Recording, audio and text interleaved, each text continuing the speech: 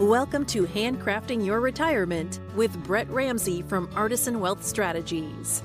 In this podcast, we help retirees as well as those who are considering retirement overcome generic wealth management advice that limits your future. We do this by handcrafting customized financial strategies centered on your unique lifestyle. Jump on board for this journey where we delve into strategies that can help make your money outlast you, as Brett draws from years of experience with guest experts to eliminate cookie-cutter saving strategies. Welcome to Handcrafting Your Retirement with your host, Brett Ramsey, where we talk about what you want in retirement and how to make it happen. I'm Wendy McConnell.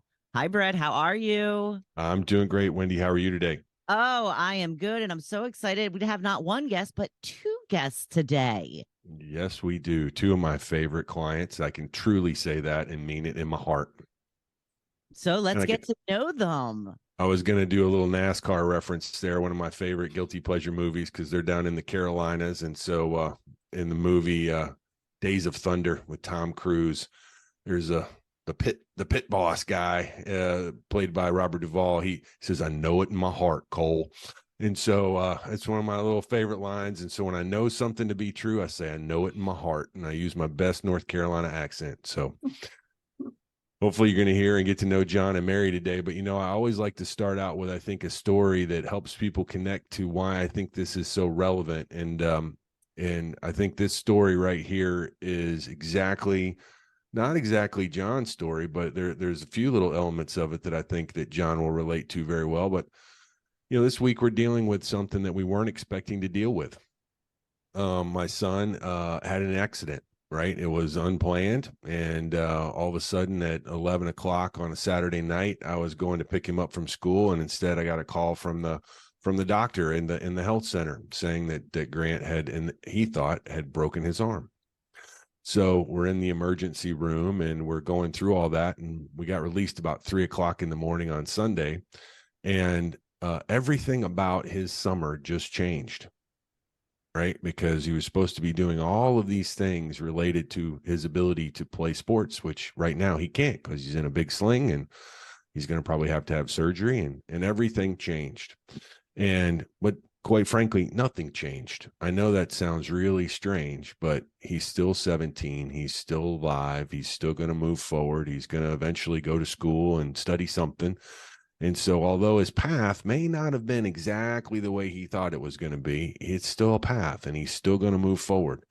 And I think that's really a little bit of the retirement planning process that John and Mary have gone through. I think when we first met, they didn't really know what their path was going to be. They didn't know when it was going to be, and they were trying to figure that out. And then some things have thrown them curves, and things have changed, and things haven't gone exactly the way they thought they would be, but yet they're still basically what I call on track and on that plan. So I'd like to introduce them to our audience, and then, like I said, just start talking to them a little bit and tell their story. So why don't we start with Mary a little bit? So Mary, just tell everybody about you, just real quick, kind of like your background, where you're from, and what you like doing. Okay. I'm from Charlotte, North Carolina. You can hear it in my voice. We lived in Indiana for 15 years, which is where we were blessed with meeting Brett, and he took over our finances there and has done such a good job. Let's see, I met John in my mid-20s, and we've been married, I don't know how many years, John? 37? Yes. And be 38 next week, actually. So anyway, we've got 4 children. Most of them live in North Carolina. And so for retirement, we started looking back towards our roots. But yeah, we've loved every little bump in the road, every adventure. And Indiana was a great place for us to live. Still have lots of friends there, still go back to visit. We have a child who lives there too. So. How about you, John? Tell us a little bit about your story and background.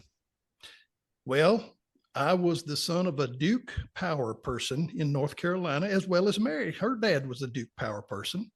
So I started work way back on Noah's Ark about 1980 in the electric transmission industry. Spent 41 years there, part of it with Duke in the Carolinas and another part with a company up in Indiana where I retired from. So interesting and funny story is that when we met, we had no idea our fathers had known each other forever, had no idea that her aunt and my mother had gone to school at the same place. So we started looking and discovering our backgrounds. And I said, we got to quit looking. We're going to find out we're related and we cannot get married. Thankfully, that did not happen. So as Mary said, we will be married 38 years on June the 15th. It's been a wonderful ride. And I have nothing that I can say bad about the time that we have spent together in my life with her. Well, you are an inspiration to me. I know that people joke when I first met my wife, my mother was still alive and we went shopping and everybody thought that my mother was her mother and that I was not. So we've not gone back very far on the family tree either. We don't want to accidentally find some related roots there. But I think one of the things I'd like to just kind of start with is, when we first met, it's been a while and you were not really what I call ready to retire. But what I like to just try to tell people is, why did you think at that time? Because I don't believe that you really had a financial advisor when we first met or somebody that you were really working with at that time.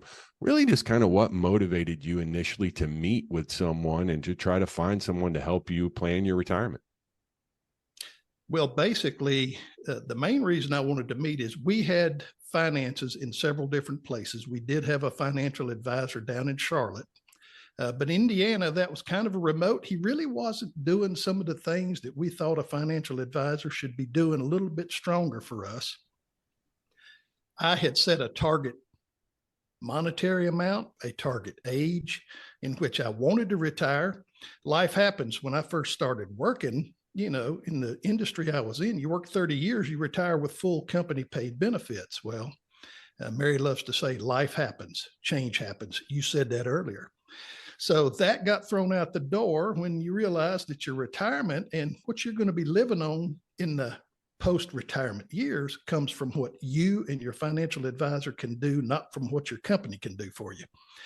So we searched around and we had a good friend that contacted us and put us in touch with you and your team. And from then on, we realized we were in very good financial hands. And I'm not one of those who can look at buckets of money like you can for the present, the near future, the long term, and say, this is what I need to be doing at this stage in my life. You had a wonderful game plan and you put it out there to us and we were sold. So from that aspect of things, when I realized I really couldn't put a good plan together, I needed help. That's when we came to you. Well, Brett awesome. loves his buckets. I do love buckets. They're so easy. Some buckets get a hole in them sometimes, but I still like buckets. So, and Mary, how about you in that process for you? What were you kind of, for lack of a better term, searching for, or what were you hoping to understand? Well, as John said, we had a financial advisor, but he was distant, geographically distant, not as accessible. And he spoke a language I don't speak. I don't speak financial language.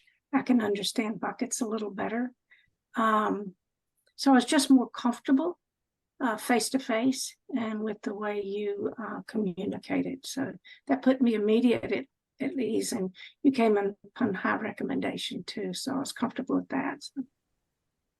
Well, I think that there's a couple key factors that I think our listeners are experiencing in their own life, which I think really are the reason part of, I think this story is so real for so many people, is how your company changed, right, over time, and the benefits that you were expecting to receive changed during the course of your working years. And, I remember when I first started out of college and started working for one of those big companies, I was with General Electric, and the same story. People worked there for their entire lives and they retired from there with pension and benefits and all those different things. And that has changed. And so now we've got workers that need to adapt and change as well. And I think you did. And I think that's still hard for people to just know that. And then you said something else that I think is so true for so many people, is that we had money in a lot of different places. So let's kind of explore that, because I know that's been one of the bigger, I don't want to say challenges, but some of the bigger work that we've done. And I think your story is pretty similar to a lot of stories. So let's just start with John, and then I also want to talk about Mary and Mary's family and some of the things that you've gone through there as your family dynamics have changed, and how that's impacted you. So John, just kind of walk me through just how you felt you had money in a couple of different places. Like where did you see those places, and kind of what challenges did they provide for you? Well, we had not only my retirement fund that was going with Duke Energy. Mary also had one, because when we met, we were both working for the company. So we had separate retirement funds there.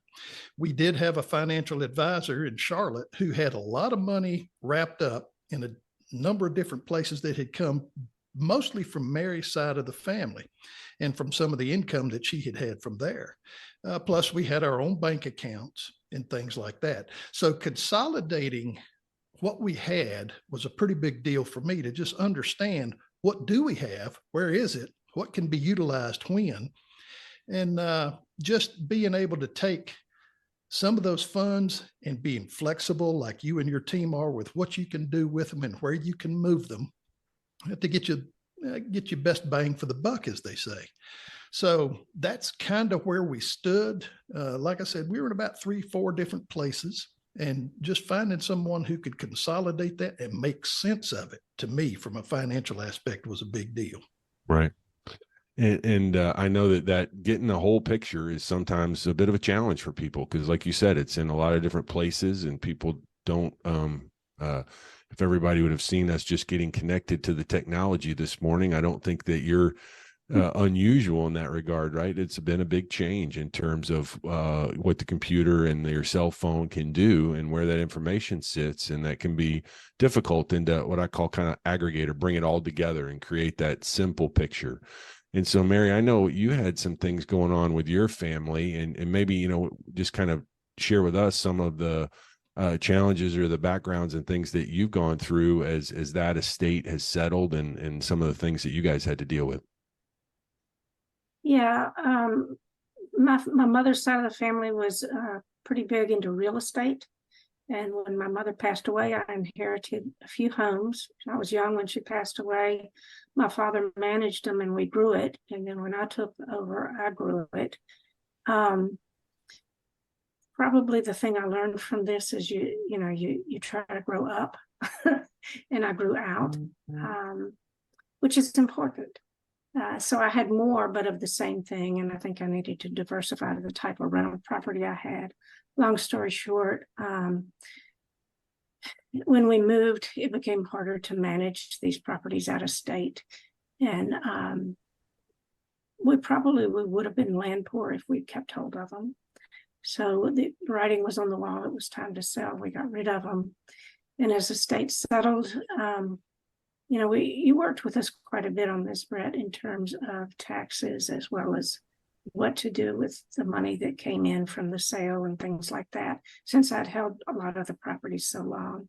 Right. So I would not have been able to navigate. I just didn't have the knowledge to do that. So anyway, we're very grateful for what, the basic financial basis I inherited, and grateful now that it's different and can grow up instead of just out. Right. And that is especially here in Indiana. We have so much. It's not always rental properties, but we have farmland and things that people are inheriting. And it's the same kind of thing, is that where they're located now is not at the family farm. Right. And so running it remotely and having high quality people that can take care of your asset from a remote standpoint, it's not always easy. Right. It's not impossible. Right. But it's not easy. And I think you were experiencing some of that. And it was not necessarily a strain, but some of the relationships in your family, because it wasn't strictly you involved. Right. It was some brothers and sisters as well. Right. We had we took some of the property after my father passed away, and he was a pretty smart guy financially. He incorporated it into an LLC so that he wanted to take care of all of us and equally. And so we did that, and we held on to that. My brother managed it, and we paid him for that for a number of years. But, as you get older, you look at it like, how is that going to be passed down? 3 people is one thing, 8 is going to be another when you talk about children. So we have recently liquefied that and let it go. And all these things have emotional attachments to it, but you think about it, and it's your parents give it to you for you to move forward, not for you to just sit on it. So yeah, we've moved forward. Yeah, no, I think I love that aspect of it, is that there's still the emotion, right? Is that it's still, the family attachment that you have to that property because of the memories that come to it. It's not even just the home that you lived in, but it's just all of that, right? And so I think it's important that, when we're putting plans together, one of the things that I get chastised of by one of my good friends is he calls me the Tin Man. He goes, "You have no heart." And I said, "Well, they don't pay me to have a heart. They pay me to know how to do the math." And so, but the reality is that your heart and what's important and valuable to you is why we have to ask these kinds of questions and have these kind of conversations, right? Because if something's really emotionally important to you, I can't give you advice that you're never going to take. Right. Because it's just not advice you're ready to take. And so I know that was really important to you guys in your journey, and it's going to have an impact on this next phase of your life. But, one of the things that I think as we were actually getting to the moment of when, John made the decision to retire, and it happened, a few years ago. And I know there was a lot of concern over that moment, right? Because your situation is somewhat, like I said, everybody's story is a little bit unique, but there's elements of your story that I think a lot of people are going through, right? So I'd really like to kind of drill down right now, John, just on kind of at the end of your career, right? And I don't want to put words in your mouth, but I'm sensing you weren't just exactly fired up about going into work every day. And because there were some changes at work which happened, right? And then also you had some physical changes where you were going through a surgery and things like that. Can you maybe just kind of tell us that story about I know that there's a slight age difference between John and Mary, and you had some concerns over what I call retiring too early. And maybe you can kind of just share with us kind of that emotional decision and how you navigated that a little bit. Certainly. The number one thing with Mary and I is the fact that it wasn't just me retiring, it was us retiring. And when we agreed upon that would be the direction we'd take, and that'd be the aspect and attitude we'd have, that really kind of made it easy to kind of come to a good decision. And the other piece of it was I had worked 41 years in the same industry. Now, different jobs among that, and it was never boring. And my role up in MISO in Indiana was the fact I had been a manager, and then I became a senior advisor creating a particular aspect of training, which I thoroughly loved doing. But you're exactly right. I wasn't really in love with the idea of going to work every day. So my last year of employment was during the first year of COVID, when everybody was at home. Now, people have asked, well, what kind of impact did COVID have? Well, it had a good impact on us. First and foremost, we didn't get it until much later. But that first year gave us a chance to both be at home, get into a good rhythm of being together, me working, Mary doing everything else in the house and doing all the things she could do. You couldn't really get out and do an awful lot, but we found out that, you know what, we're not going to be at each other's throat if I retire. So it was a good decision to do that. The confidence factor really started probably around 2015 or so, when I think you and I were seriously talking about, target finances. Here's a target amount of money you ought to have. I already had a target age in my mind, which was 65. That made sense. So when we put all those factors together and started looking at things in 2021, we hit the target finances that your partnership with us said, I think you're going to be good with all this. I hit the age. Mary had decided that she wouldn't shoot me or whatever, for being at home all day and being together. So a lot of different factors came in to create a confidence factor that said, this is the time to do it. And we already had a game plan to say, well, we want to get closer to family. We want to downsize. We had already put a lot of planning into this to know basically what our next steps were going to be. And some of them actually came kind of fast. Yeah, I remember how fast that went. Why don't you tell everybody about the decision? I know we've been talking about it, and because it's, but just maybe share with everybody that decision to sell your house and kind of what I call kind of rent for a minute. And we talked about that, but that's a big decision, right? People have got so much of their life in their house and all their stuff, and so I would love for you guys to just tell that story about how you made that choice. You want to go for it, Mary? Well, a lot of it had to do with the weather. As you get older, your joints hurt. John has had a number of joint surgeries, and the cold was really getting to him. So in addition to wanting to be near family, I think he wanted to feel better, especially during the colder months. So all that thinking went into deciding we would sell the house and move. And we're happy to be closer to family too. But so that's what we did. The house sold so quickly.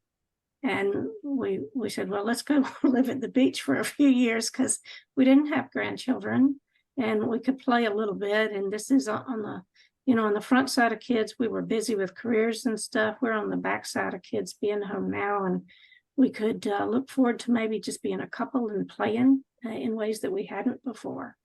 So the house went fast. We downsized. We rented for 2 years, a house about half the size of ours. And we had a house that was pretty large. And this one is still a nice size house, but we cut a lot. And just like with the property, you have to kind of put emotions on that's secondary, look at what you need. So we hired a company to help us. It was a little different during COVID, no yard sales or anything like that. This company sold things that we didn't want online. That's how we did it. Yeah. So yeah, and we came down here, things fall into place sometimes when they're meant to be. Nothing was available during that time to rent. And the last day we found something that wasn't quite ready. Called the lady who owned it. She lived in New Jersey. The day she was going to be here was the day we were leaving. So on our way out of town, we went by, saw the place, secured it, came back to Indiana. This was the week we were moving. Right. Came back to Indiana, packed up, and we're here.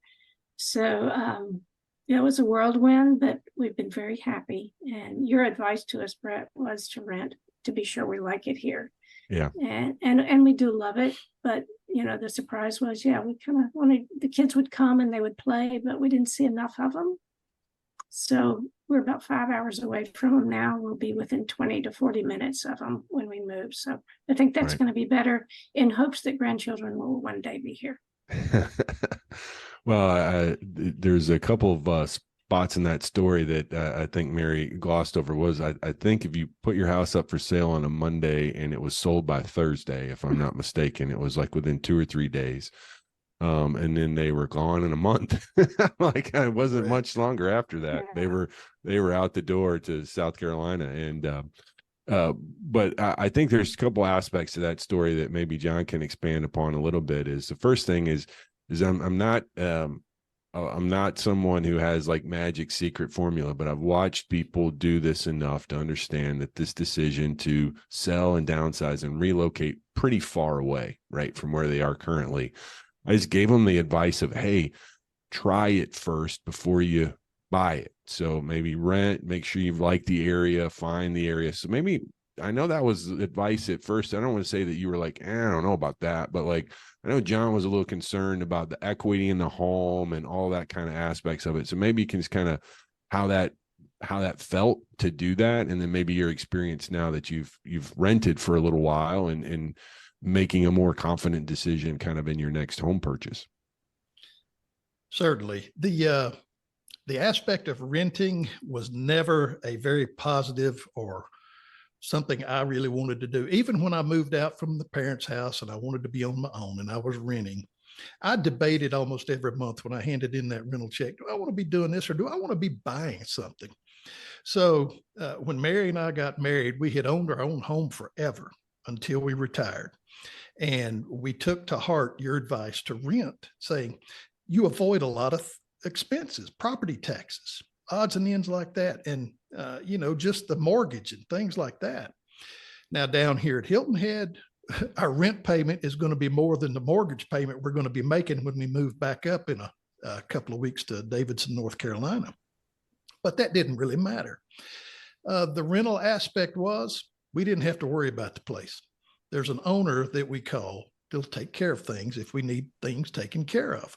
So that was a nice positive aspect of it.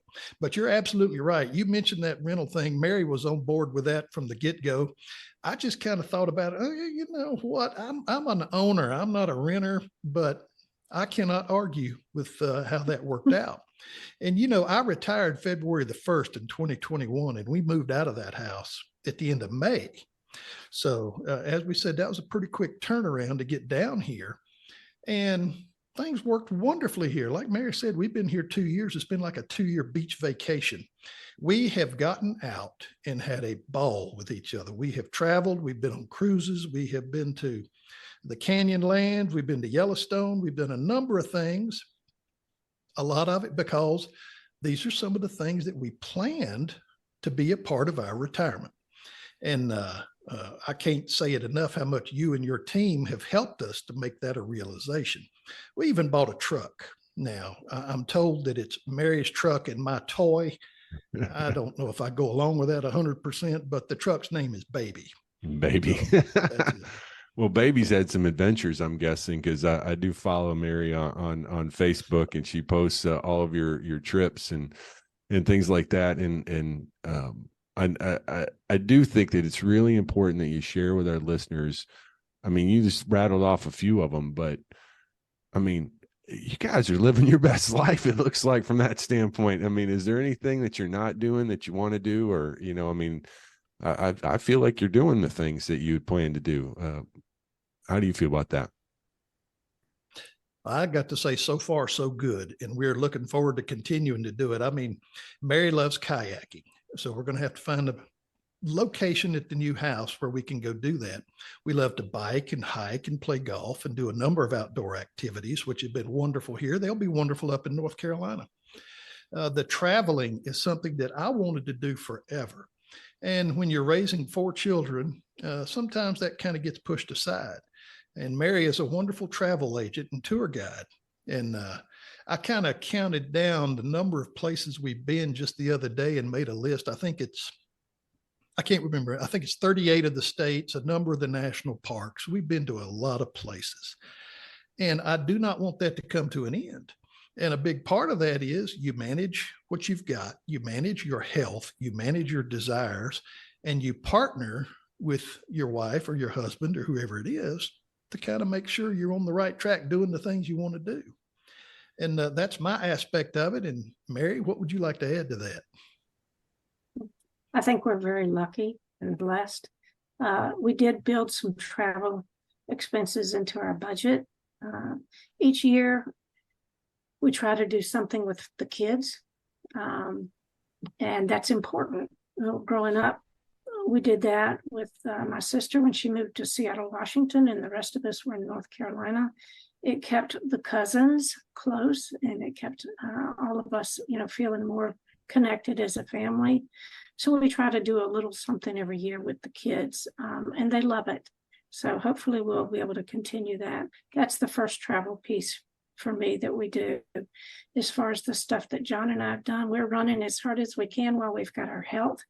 We did get advice from friends who are older, like, go do it now. Go do it now for your health falls. You don't know what's coming. So if there are things you really want to do, go do it. And so we took that to heart, as you would say, Brett, and we're enjoying it. I know it in my heart. Yeah. Well, and I'm actually, I'm probably going to have you back once you get landed in North Carolina and kind of go through this next phase, because I know that there's, family things and other dynamics that you want to see grow and flourish in this next phase of your retirement and how important that is to you.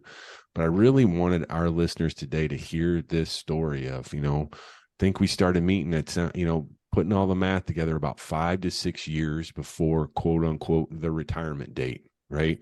And we started mapping out what was important to you. What are the things that you wanted to do? What did you want to have the capability to do? And we put that plan together. And then the last couple of years before you executed that next phase, we would have these meetings and you'd be like, are you sure? And I'd be like, I'm sure.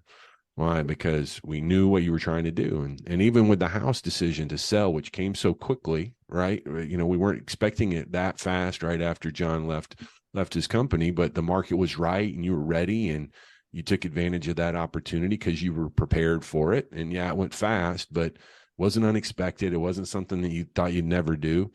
And now I remember when we were going through the house buying, although we had a really adventurous last day before close, but the reality was that, all of that was laid out and ready. And John would call and Mary would ask like, okay, so if we buy this house, can we really do that? And I would be like, yes, that was the plan. Right. And so now you're getting ready to go to that next phase. And like I said, I want to have you back, not like tomorrow, but in a while, and just kind of go through that next transition, because I think these are the things that people that are just like you are experiencing as they go through retirement. So I just want to thank you so much for your time today and sharing your story and being so open to, because other people are feeling and experiencing the same stuff, and they're nervous, they're not confident, they're not ready. And that's why we exist, is to help people figure out how to have a confident retirement. So Exactly. anything you'd like to add here before we wrap up? I just want to say thank you, Brett, because we do have confidence in you and your ability, and that you are truly partnering with us to fulfill the vision that we have for our retirement. It is a handcrafted retirement plan, and you're very easy to connect to, and you're very supportive, and you'll tell us like it is, which is what we need. And you have so much wisdom, so much practical wisdom. We're just so grateful for that. Thank you. And I will second all of that, and just thank you to you and Wendy and your team for all you do, because it's a holistic approach. It's not just money. It's what are you going to do for insurance? What are you going to do for taxes? What are you going to do for this? The expansions that you and your team are making are wonderful. They work well for us. I think they would work well for anybody looking for retirement. Well, it's been wonderful to get to know the both of you and hear your story. And the one thing I can say about Brett is he has enough confidence for everyone.